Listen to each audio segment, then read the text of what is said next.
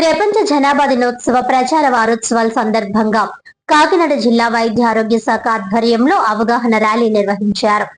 ప్రపంచ జనాభా దినోత్సవ ప్రచార వారోత్సవాల్లో భాగంగా కాకినాడలో జిల్లా వైద్య ఆరోగ్య అధికారి డాక్టర్ జె నరసింహనాయక్ ఆధ్వర్యంలో అవగాహన ర్యాలీ నిర్వహించారు. ఈ సందర్భంగా ఆయన మాట్లాడుతూ పిల్లల జననాల మధ్య సరైన విరామం పాటించడం ద్వారా తల్లి శిశు ఆరోగ్యం మెరుగుపడడంతో పాటు కుటుంబ సంక్షేమం, పిల్లల పోషణ, విద్య, ఆర్థిక స్థిరత్వం కూడా పెరుగుతాయని తెలిపారు. గర్భధారణల మధ్య ఆరోగ్యకరమైన విరామం, కుటుంబ నియంత్రణ సేవల వినియోగం, పునరుత్పత్తి ఆరోగ్యంపై సమాచార ఆధారిత నిర్ణయాలను ప్రోత్సహించడమే ఈ ప్రచార కార్యక్రమం లక్ష్యమని అన్నారు. జనాభా స్థిరీకరణలో ఆంధ్రప్రదేశ్ మంచి పురోగతి సాధించిందని, ప్రజలందరూ ఆరోగ్యవంతమైన కుటుంబాల నిర్మాణానికి భాగస్వాములు కావాలని పిలుపునిచ్చారు. ఈ కార్యక్రమంలో వైద్య ఆరోగ్య శాఖ అధికారులు, సిహెచ్ఓలు, ఆశా కార్యకర్తలు, కార్యాలయ సిబ్బంది తదితరులు పాల్గొన్నారు.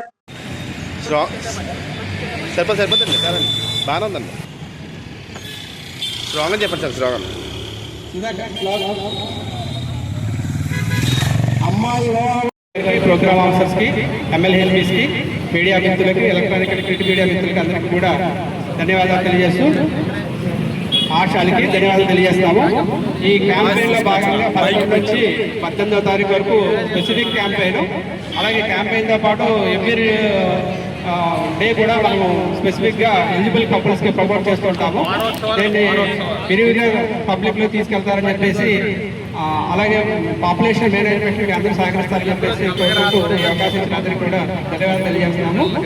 ప్రపంచ జనాభా దినోత్సవ వారోత్సవాల్లో భాగంగా ఈరోజు మరి ఈ 11 నుంచి 18 దాకా ఈ వారోత్సవాలు చేస్తూ ఉన్నాము. మనకి ఈ సందర్భంగా మనకి ఈరోజు హెల్త్ స్టాఫ్ అందరితో ర్యాలీ చేయడం జరిగింది. మనకి ముఖ్యంగా ఏంటంటే ఈ జనాభా స్థిరీకరణ అనేది చాలా ఇంపార్టెంట్. మనకి బిడ్డకి మధ్య ఎడమ అనేది పాటించాలి ఖచ్చితంగా. ప్రతి కాన్పుకి మధ్య ఎడమ అనేది 5 years ఉన్నట్లయితే మనకి పుట్టే బిడ్డలు అనేది ఆరోగ్యవంతమైన బిడ్డలు, అలానే మనకి తల్లికి కూడా మంచి ఆరోగ్యము, అలానే కాన్పుకి సరిపడా రక్తం కానీ, కాన్పుకి సరిపడా ఆరోగ్యం కానీ చేకూరుతుంది. కాబట్టి ఆ బిడ్డకి మధ్య ఎడమ అనేది ఖచ్చితంగా పాటించాలి. అలానే మనకి ఈరోజు మరి ప్రపంచ జనాభా చాలా పెరిగిపోతూ ఉంది. మనకి ఇండియా జనాభా వచ్చేటప్పటికి మనకి 147 కోట్ల దాకా చేరుకుంది. మరి ఈ 147 కోట్లలో మనం అనాలిసిస్ చేసుకున్నట్లయితే పెద్దవాళ్ళు పెరిగిపోతూ ఉన్నారు. పెద్దవాళ్ళ యొక్క సంఖ్య పర్సంటేజ్ అనేది పెరుగుతూ ఉంది. పుట్టే పిల్లలు శాతం అనేది తగ్గిపోతూ ఉంది. సో కాబట్టి దాన్ని మనము ప్రొడక్టివిటీ పెరగాలి అంటే ఖచ్చితంగా యంగ్ అనేది ఎక్కువ పర్సంటేజ్ ఉండాలి, యంగ్ పిల్లలు. సో వీళ్ళు మనకి పుట్టే మనకి సంతానోత్పత్తి పర్సంటేజ్ అనేది 1.4% ఉంది.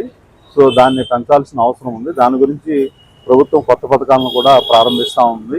మనకి ఇప్పుడు 3వ పిల్ల పుట్టంగానే వెంటనే 30,000 రూపాయలు మరి డిపాజిట్ చేయడము, అలాగే 4వ పిల్లోడు కానీ కన్నట్లయితే మరి పిల్లవాడు కానీ కన్నట్లయితే మరి 40,000 రూపాయలు డిపాజిట్ చేయడానికి ఏర్పాట్లు చేస్తూ ఉన్నారు. థ్యాంక్ యూ అండి.